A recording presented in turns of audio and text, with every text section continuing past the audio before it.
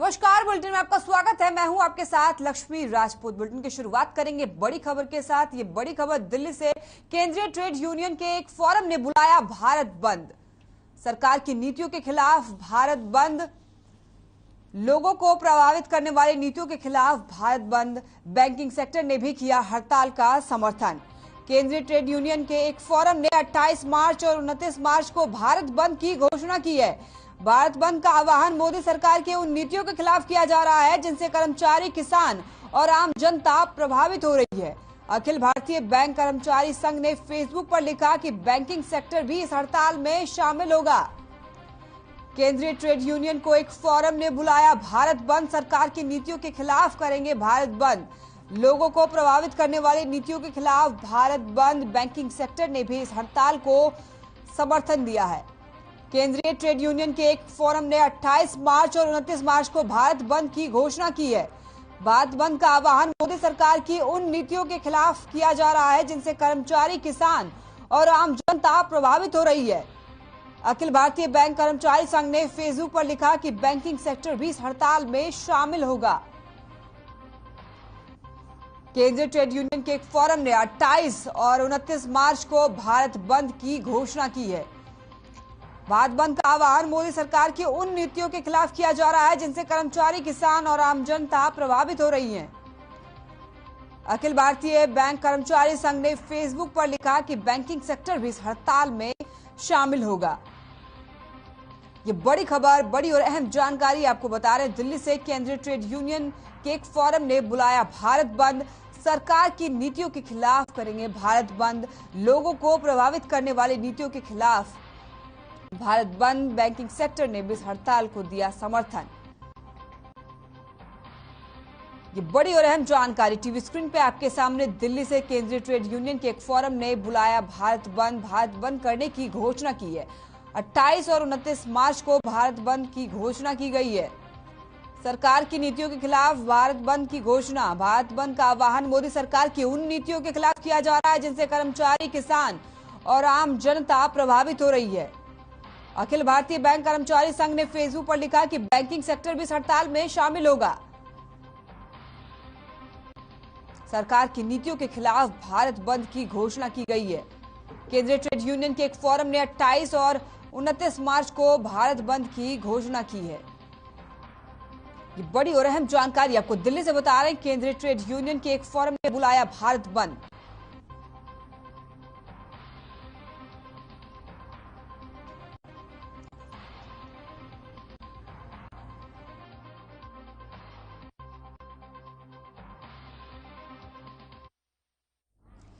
इसी साथ रुक कर लेते हैं दूसरी बड़ी खबर की। दूसरी बड़ी खबर चंडीगढ़ से आ रही है, जहां पे आपको बता दें कि हरियाणा में भी दिखा है बंद का असर। हड़ताल के चलते 3000 बसों के थमे पहिए। निजीकरण से नाराज है रोडवेज कर्मचारी। चंडीगढ़ से आपको ये बड़ी खबर बता रहे हैं। हरियाणा में दिखा बंद का असर। हड़ताल के चलते 3000 बसों के थमे पहिए।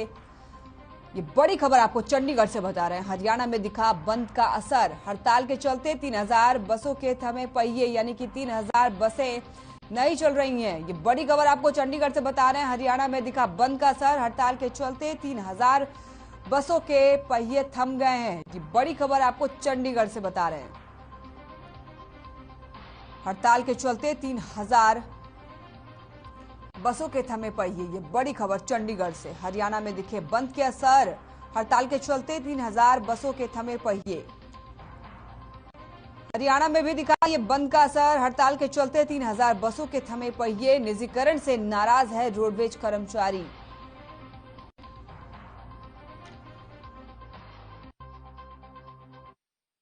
सीएम मनोहर लाल ने नलवा विधानसभा क्षेत्र को सौगात देते हुए करोड़ों रुपए की कई विकास परियोजनाओं की घोषणा की। सीएम ने मंगाली की 5 पंचायतों में विकास कार्यों के लिए 4 करोड़ रुपए की राशि देने की घोषणा की। गांव मंगाली स्थित श्री बालाजी गौशाला के 17वें वार्षिक महोत्सव और गौ भागवत कथा समारोह में डिप्टी स्पीकर रणवीर गंगवा की तरफ से रखी गई 1 दर्जन से ज्यादा मांगों को मंजूर किया। इसके साथ ही गौशाला प्रबंधन को भी सीएम की ओर से 21 लाख रुपए की राशि गौशाला विकास कार्यों के लिए दी गई।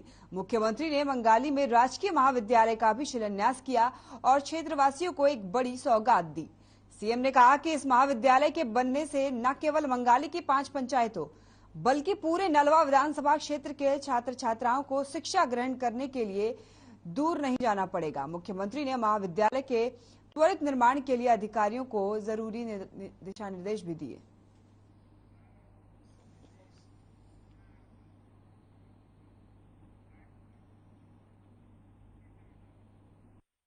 मेरा सौभाग्य है कि आज मंगाली गांव में और मेरा आना हुआ है। ये मंगाली गांव अपने आप में इस इलाके की शान है। गांव के बारे में ये तो विदित है ही कि इलाके का, बल्कि हरियाणा का ये सबसे बड़ा गांव जिसमें 5 ग्राम पंचायतें हैं और सब मिलकर के गांव के विकास के लिए कार्य कर रहे हैं। मैं इस गांव के सभी सज्जनों को, पंचायत मेंबर्स को, सरपंचों को, सबको बहुत बहुत हार्दिक शुभकामना और बधाई देता हूं। जितने भी यहाँ प्रमुख स्थान हैं उसमें एक प्रमुख स्थान जहां हम आज बैठे हैं, श्री बालाजी गौशाला। अब इस श्री बालाजी गौशाला का आज 17वां वार्षिकोत्सव है। इस 17वें वार्षिकोत्सव में इस गांव की गौशाला का इतिहास ऐसा बताते हैं कि 70 गांव से 2004 में ये गौशाला शुरू हुई थी और आज इस गौशाला में जो मेरी जानकारी है 2000 के लगभग हमारी गाय माता इसके अंदर पलती हैं, जिनका देखभाल हम सब लोग करते हैं। अभी हमने जैसे बताया 26 करोड़ रुपया हमने बांटा है। अगले साल के लिए हमारा जो गौ सेवा आयोग है उसके लिए हमने 50 करोड़ रुपया बजट रखा है कि इसको और बढ़ा दिया है। कहीं चारे के लिए और कहीं शेड बनाना, कुछ और बनाना, तो इसको पहले 30 करोड़ था, इस बार उसको 50 करोड़ कर दिया है। इसलिए हम इस गौशाला में जितना यहाँ का अनुदान बनता वो तो सब देंगे ही। इसमें सबसे पहले 11 लाख रुपया श्री रणवीर गंगवा जी का, छोड़ना नहीं है इनको भी। 11 लाख रुपया डॉक्टर कमल गुप्ता जी का। जयप्रकाश दलाल आए, कहने लगे मैं अतिथि बन के आया हूं। मैंने कहा भले अतिथि हो लेकिन फिर भी गौशाला में आए हो, तो कहने लगे 11 लाख रुपया इनका भी हो गया 33। तो इन्होंने मुझे कहा था कि 51 कर दो, बाकी बचे 18। अब 18 का फिगर ठीक नहीं है, 21 लाख रुपया मैं अपनी ओर से भी करता हूं। बधाई हो, बधाई हो। ये 55 लाख रुपया, 54 लाख रुपया ये हुआ। ये योगदान हम यहाँ जरूर करेंगे। रणवीर गंगवा जी जो यहाँ के विधायक हैं, उनकी एक जिम्मेवारी है कि इस इलाके में आए हैं तो बस हम इलाके का भी कुछ करके जाए। एक काम तो इन्होंने कहा था कि कॉलेज जो आपने सैंक्शन किया उसका शिलान्यास, सबसे पहले आते इस कॉलेज का मैंने शिलान्यास किया है। जो कठिनाइयां थी छोटी मोटी, हमारी डीसी महोदया बैठी हैं, उनको मैंने कहा, उन्होंने दूर कर दिया है और आज उसका शिलान्यास हुआ है। जल्दी टेंडर होकर के उसका काम शुरू हो जाएगा। इसी प्रकार 12 काम और हैं इसके अलावा जो मंजूर कर दिए हैं। डिपार्टमेंट से मैंने फिजिबिलिटी पूछ ली है। कई बार कुछ काम ऐसे होते हैं जो डिपार्टमेंट की ओर से कहा जाता है कि अभी इसको नहीं करना, कोई कठिनाइयां होती हैं। 2-3 काम ऐसे बचे हैं, उन कठिनाइयों को दूर कराएंगे बाद में।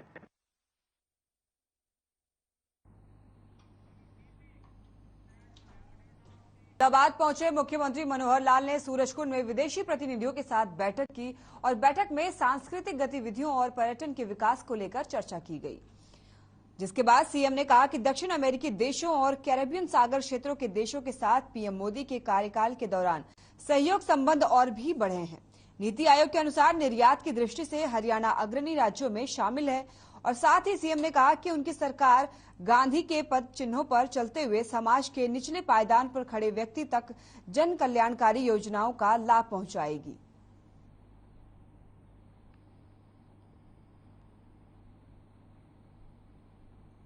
सीएम मनोहर लाल ने बैठक की कई देशों के प्रतिनिधियों से चर्चा की। बैठक के बाद सीएम ने बयान दिया, निर्यात की दृष्टि में हम अग्रणी राज्यों में हर किसी का विकास कर रही है सरकार। खेल में हरियाणा पूरे देश में सबसे आगे है। सीएम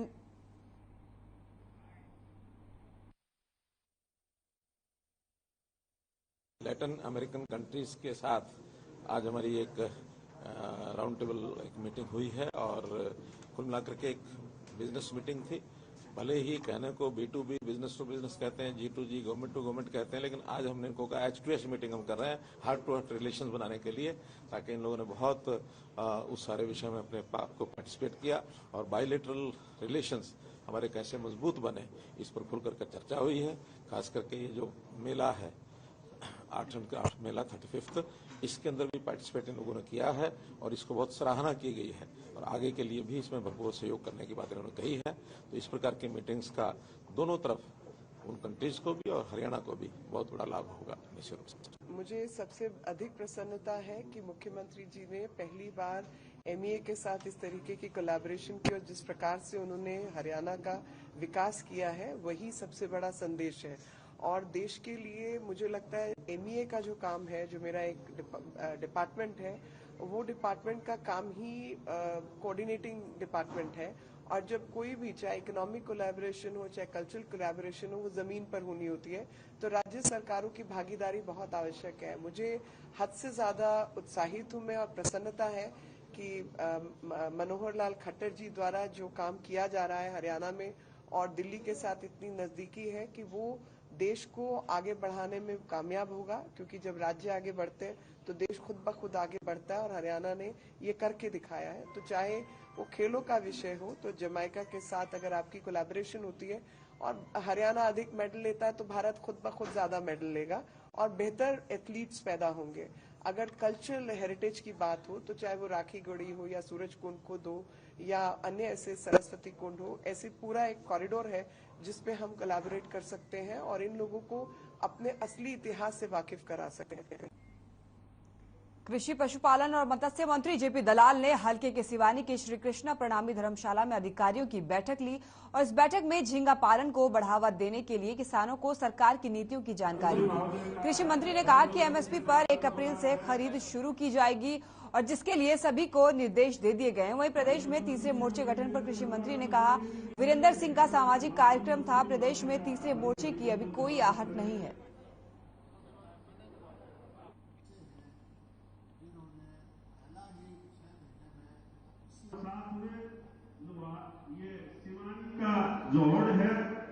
और सरसों की प्रोक्योरमेंट भी हम चाहते थे MSP पे हो, लेकिन सरसों का 5,050 सरकारी भाव है, बाजार में 6,000 7,000 के बीच में सरसों बिक रही है, तो इसलिए 5,000 में तो कोई बेचेगा नहीं।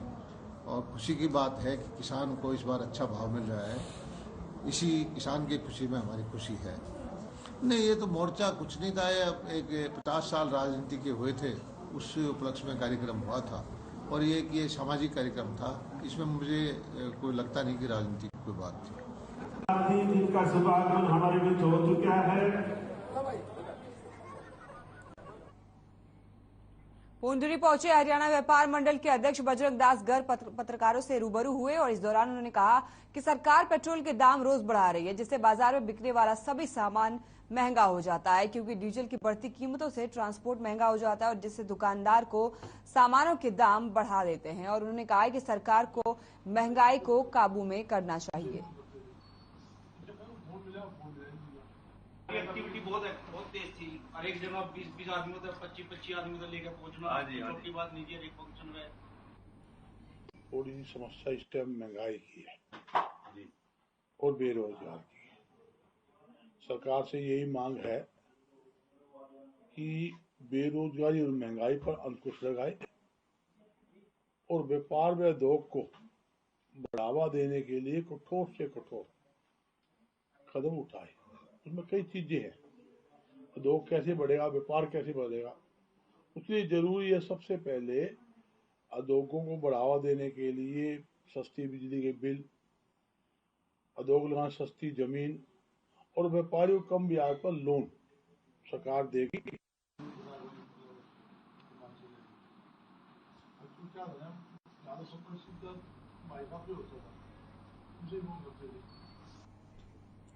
फरीदाबाद के सूरजकुंड मेले में फर्जी आई कार्ड बनवाने का मामला पुलिस के उस मामले में पुलिस ने 4 आरोपियों को गिरफ्तार किया और गिरफ्तार किए गए आरोपियों में रवि, तनुज, शिवम और इंद्रवीर नाम का शामिल है और सभी फरीदाबाद के बल्लभगढ़ शहर के रहने वाले हैं और पुलिस ने बताया कि उन्हें शिकायत मिली थी कि मेले में कुछ लोग फर्जी आईडी कार्ड बनाकर लोगों को दे रहे हैं। उन्होंने कुछ स्टॉल चेक किए तो इन पर 2 से ज्यादा कर्मचारी काम करते हुए दिखाई दिए, जिनका आईडी कार्ड चेक करने पर पाया गया कि उनका आईडी कार्ड नकली है।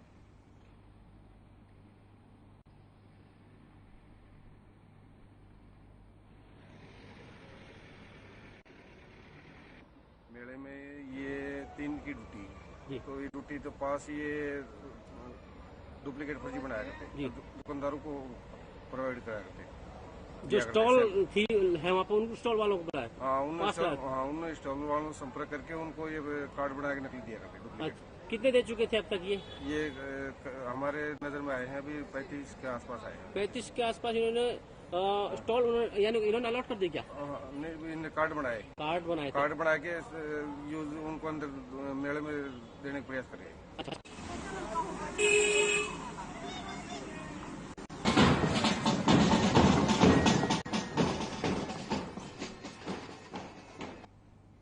बवानीखेड़ा के गांव सै में नवविवाहिता और 1.5 साल की मासूम की जलाकर हत्या का ये मामला सामने आया है। बताया जा रहा है कि मृतका ने अपने पहले पति के मरने के बाद ही दूसरी शादी की थी। परिजनों ने दहेज की मांग को लेकर आग लगाने का आरोप लगाया है। पुलिस ने ये मामला दर्ज करके आगे की जांच शुरू कर दी है।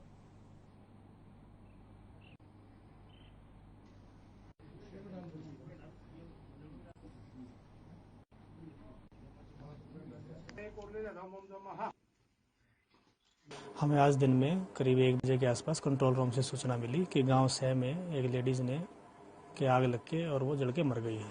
इस सूचना पर हम गांव सै में पहुंचे हैं। यह मौके पे देखा है तो एक लेडीज की जली हुई लाश पड़ी है और उसकी 18 महीने की बच्ची है, वो भी साथ में जल के मर चुकी है। इस संबंध में हमने दहेज हत्या का मुकदमा दर्ज किया है। लेडीज का नाम कविता है और उसके घरवाले का नाम सतपाल है। सतपाल और सतपाल की मां के खिलाफ लड़की के फादर के बयान पर मुकदमा दर्ज करके आगे अग्रिम कार्रवाई की जाएगी।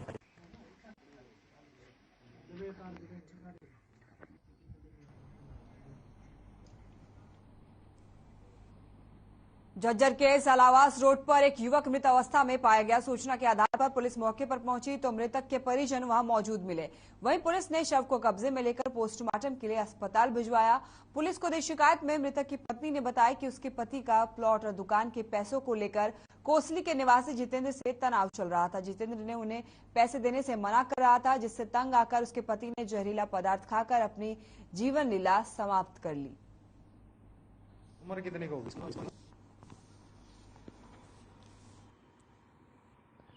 सलावास और रामोली के बीच में एक डेड बॉडी पड़ी है। जिस सूचना पर मौके पर पहुंच कर जाकर देखा तो वहाँ डेड बॉडी के पास उसके वारसान तो शाम में एक व्यक्ति शनिवार को जहर खाकर आत्महत्या कर ली। वहीं मृतक की जेब से परिजनों को सुसाइड नोट मिला, जिसके बाद परिजनों ने इसकी शिकायत पुलिस को दी, जिसमें मृतक ने तोशाम के ही एक व्यक्ति की मौत के लिए जिम्मेदार ठहराया। पुलिस ने परिजनों की शिकायत पर 2 व्यक्तियों के खिलाफ मामला दर्ज कर कार्रवाई शुरू कर दी।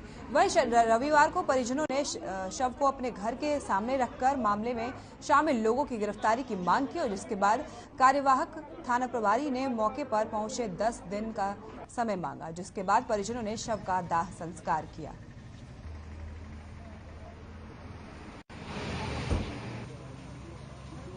शाम रात को 10-10 बजे करीब उसने एप्लीकेशन दी है, उस पर मुकदमा दर्ज कर दिया है।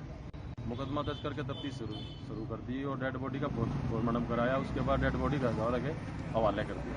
कितने लोगों के खिलाफ मुकदमा दर्ज किया? 2 लोगों के खिलाफ।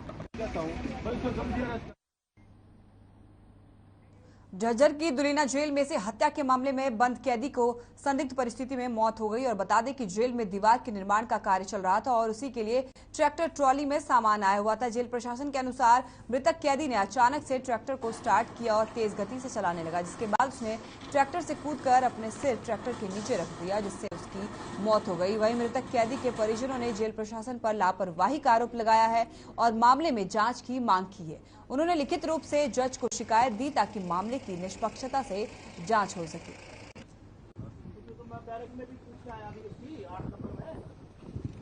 है जो 302 के अंदर अपना बंदी था और बिरोड गांव का रहने वाला है, तो उसकी मृत्यु होगी। तो वहाँ पे जब इनिशियल गया तो जेल प्रशासन ने बताया था कि एक ट्रैक्टर आया था मटेरियल लेके, वहाँ पे कंस्ट्रक्शन का काम चल रहा था तो इसने स्टार्ट करके अपने आप को उसके नीचे दे दिया था। बाकी अभी इसमें जुडिशियल इंक्वायरी चल रही है और जैसे ही हमारे पास रिपोर्ट आएगी उसी हिसाब से हम कार्रवाई करेंगे। नांगल चौधरी में विधायक डॉक्टर अभय सिंह यादव जनसंपर्क कार्यक्रम में पहुंचे। इस दौरान वे एकाएक गजानंद मंगला के घर पहुंचे। आपको बता दें कि गजानंद सेठ को पोती ज्योति मंगला ने राष्ट्रीय स्तर पर आयोजित की जाने वाली नेट परीक्षा न केवल पास की बल्कि देश भर में 78वां स्थान हासिल किया। विधायक ने ज्योति को खास उपलब्धि हासिल कराने पर सम्मानित किया और आशीर्वाद देते हुए कहा कि ज्योति की ये उपलब्धि अन्य लड़कियों को आगे बढ़ाने में प्रेरित करेगी।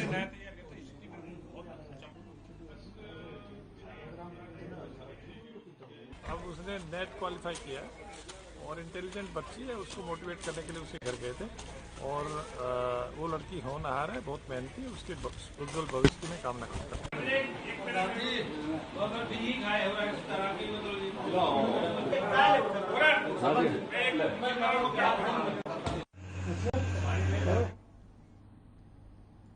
अंबाला में 60 करोड़ से ज्यादा की लागत से कृषि विभाग की नई बिल्डिंग बनाई गई और जल्द ही इस बिल्डिंग का शिलान्यास किया जाएगा।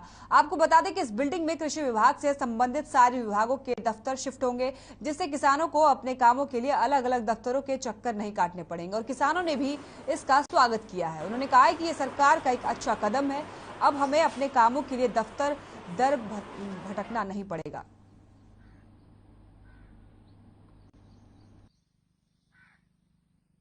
ये जो कृषि भवन बन रहा है इसकी हमें बड़ी खुशी है। सरकार ने इस तरफ ध्यान दिया। ये पहले क्या था कि जिम्मेदार को अपना काम करवाना है, अब इस दफ्तर में पहुंचो, यहाँ से 2 किलोमीटर किसी और दफ्तर में चले जाओ, फिर वहाँ से आधा किलोमीटर किसी दफ्तर में, ऐसे ही जिम्मेदार सारा दिन धक्के, 1 दिन 2 दिन धक्के खाता था। अब ये इसके बनने से हो जाएगा, एक ही छत के नीचे सारे हमारे काम हो जाएंगे।